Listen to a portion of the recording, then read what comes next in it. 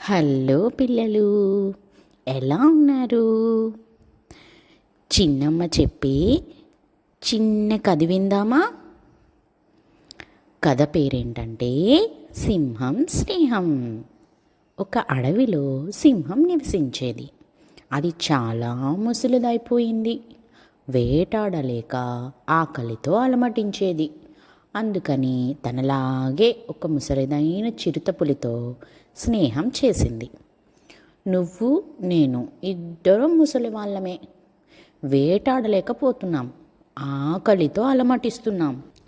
ఇద్దరం కలిసి వేటాడితేనే ఫలితం ఉంటుంది అని చెప్పింది. అందుకు చిరుతపులి కూడా సరే అనింది.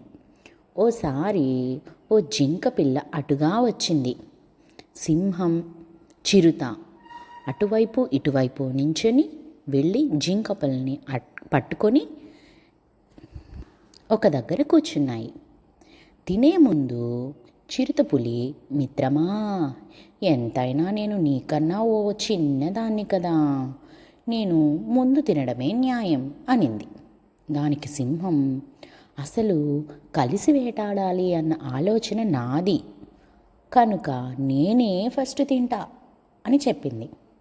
చిరుత, అక్కడ ఉన్నది చిన్న జింక పిల్ల, నువ్వు ముందు తింటే నాకేం ఉంచుతావు, అంతా తినేస్తావు అని కోప్పడింది.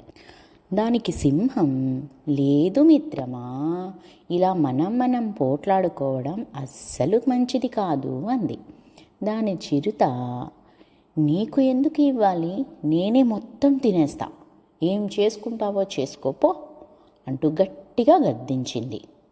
సింహానికి మిత్రుడితో గొడవపడడం అస్సలు ఇష్టం లేదు.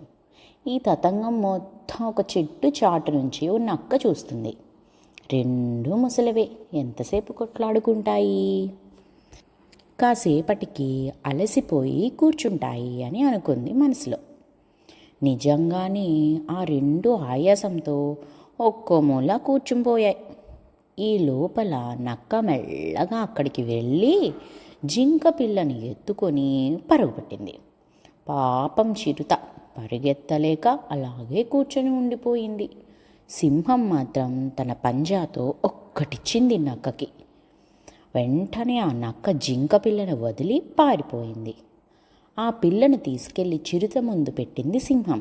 మిత్రమా, మనం గొడవ పడితే ఇంకొక వ్యక్తి లాభం పొందుతాడు. ఇదిగో, నువ్వే ముందు తిను, నువ్వు మిగిల్చిందే నేను తింటాను అని చెప్పింది. చిరుత న్యాయంగా సగం తిని మిగతా సగం సింహానికి ఇచ్చింది. రెండు ఆ రోజు నుంచి కొట్లాడుకోవడం మానేశాయి. మరి మీరు కూడా ఇలానే చేస్తారు కదూ? గొడవ పడకుండా సర్దుకుంటూ ఉండండి, ఓకేనా?